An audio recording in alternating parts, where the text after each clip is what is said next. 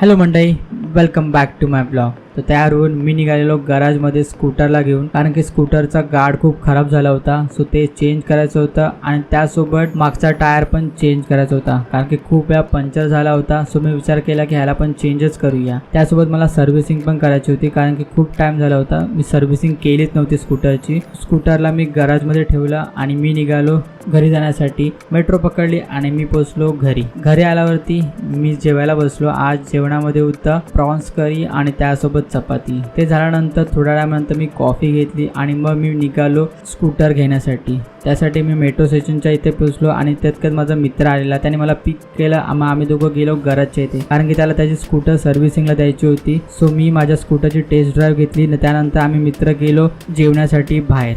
So या ब्लॉगसाठी एवढंच. आपण भेटूया पुढच्या ब्लॉगमध्ये.